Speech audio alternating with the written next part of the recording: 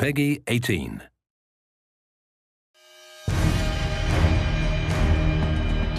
The thing that I'm most excited about in Homefront is this unique core fantasy. The idea that, we're exploring the civilian side and the human side. The main gameplay goal behind the single-player portion of our game was to put the player in the shoes of a resistance soldier fighting for his country. Everything that we did comes out of that. How your weapons work, how you relate to the world, the kind of missions that you go on, it all comes from that. In a lot of shooters, you have the best equipment and great number of allies and an army behind you. In this case, you're civilians turned freedom fighters, and you have to fight against this greater force that has better equipment than you do. And it's really a sort of get in, get out situation. It's an interesting place for us to be on this one because everybody's expectations is military shooter, military shooter. We want guys who are professional. But, guys who are really professional in war are like robots. And for us, they're not professional military people. They're resistance fighters. They're all civilians. When it comes down to realizing this world, this fallen America, this occupied America in the game, we really wanted to establish some key moments or key shots where you come out of an opening and you see this big, huge, expansive environment revealed before you. You see this enormous vista of this plane that crashed when the EMP went off. It's kind of like this moment where you're like, this is really something different. It's really spectacular. We really want people to feel like this looks like a place that I grew up in, and then twist it, and now it looks abandoned, now it looks collapsed. The second thing, which I think has been a huge win for us overall, is going after real-world brands. We really want to get these brands in here because they're part of the fabric of American life. So one of the places that the Koreans use as a supply depot is a classic big box store. And they sort of move in and they use the big space to store all their military stuff. And that's one of our big set pieces where the military goes on a raid mission to steal a bunch of fuel.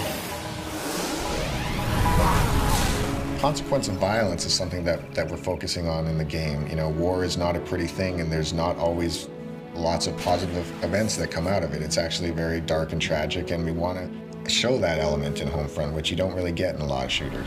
Jake, just put them out of there, misery. Who's shooting? Let those bastards come! In an average FPS, you'll blow through 30 to 100 guys every 15 to 20 minutes or so. And you sort of get this what we call massacre fatigue. When you stop even caring, you don't even realize that you're killing humans. But what we're trying to do is really attach emotion to that it actually, there are consequences to violence. Please form a single file line. Have your papers ready for inspection. How am I supposed to make the player feel or care about the fact that they're killing when that's the whole goal of the game? But that's really the fundamental crux of what we're trying to achieve. Your character in the game, his name is Robert Jacobs. He's a former pilot. He's recruited by the Resistance because they need a helicopter pilot. So Boone is a former police officer. He's the leader of the current Resistance cell and sort of the father figure of the whole unit. He's less about killing the Koreans and more about what can I do to free my people.